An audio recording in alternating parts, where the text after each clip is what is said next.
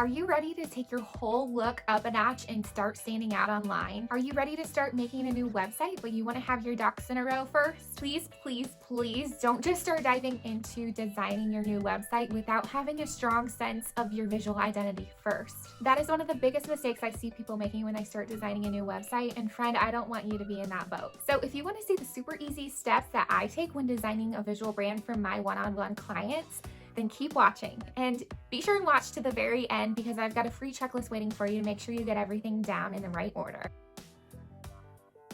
Hi, and welcome back. If you're new here, my name is Carissa, and I'm a show design partner and a visual branding expert. I make videos to give creatives just like you all the tools that you need to polish your presence online. So let's dive right in. The first thing you need to do is to gather visual inspiration. My favorite places are Pinterest because let's be real, who doesn't like Pinterest? But also I like to turn to magazines, and specifically the Magnolia Journal is my favorite. Now, when you're doing this, you can literally just pin and flip and tag every single thing that catches your eye. And this is not the time to worry about if the things that you're pinning match the theme that you have in your head. This is just the time to just pin, pin, pin. Now, are you just staring at your Pinterest with your cursor blinking and just wondering where to even start to search for ideas? I always recommend gathering inspiration that falls into these 4 categories. First one is home decor. So like if your brand was a room, what would it look like?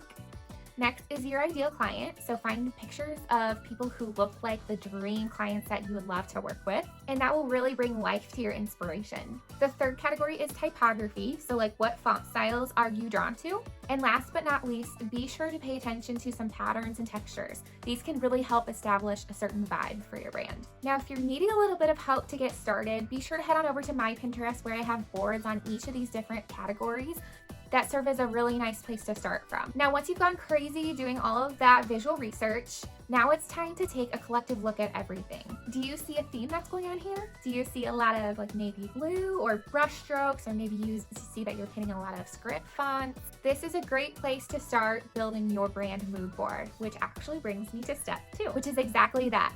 Creating a mood board. Go ahead and pick about 5 to 10 different images that really draw out the theme and the ideas that represent where you'd like to go with your brand. What best represents your personality or your ideal client's taste?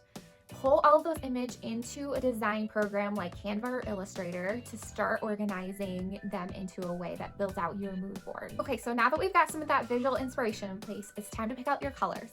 The first thing you can do is take a look at your wardrobe. What colors do you see the most of?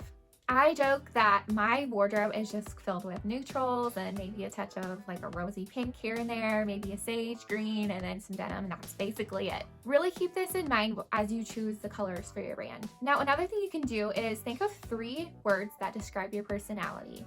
Now take each of those words separately, add the word color psychology to the end of them, and put them into a Google search. Then see what the World Wide Web has to say about which colors match the theme and the vibe that you and your brand represent.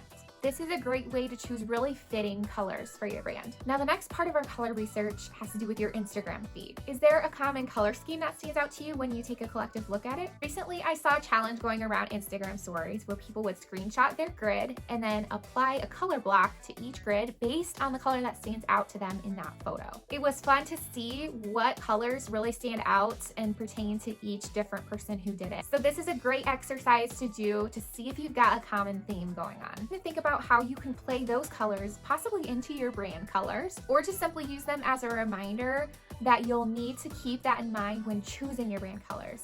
Are you able to apply them and keep that cohesive look in your Instagram feed? These are all things to think about when choosing your colors. Now, finally, use the color picker tool in whatever program that you're using to pull out those key colors that emerged from your mood board photos. Keeping all of this color research in mind, start to refine your list of colors to make sure you include the following 5 key brand colors: a dark tone, a mid-tone, a light tone, a pop color, and then a shade, like a tint, darker or lighter, of one of those brand colors. Now, what exactly do I mean by this?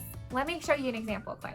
In this palette, we have a dark tone, so the navy, a mid-tone, blue, a light tone, beige, a pop color, yellow, and a tint of your dark or light tone, which in this case is another lighter shade of beige. Now that you've got your colors picked out, it's time to move on to your font. Start to shop around and browse on places like Google Fonts and Creative Market to pick out fonts for your brand. Remember all that typography inspiration that we picked out in step 1? We'll keep some of that in mind here. And just like we use psychology to pick out our colors, you can research some font psychology as well. So go ahead and do a quick Google search to figure out what fonts definitely would or definitely would not fit your brand based on those 3 words that you came up with earlier. And I recommend choosing no more than 2 to 3 main fonts for your brand. Okay, now you have a mood board, you've picked out your colors, and you've chosen some complementary fonts for your brand. The last and most important step of this whole process is determining a text visual hierarchy. Now this is a biggie and it's a step that most people fail to do. You guys, it's not enough to just choose your fonts and then roll with it.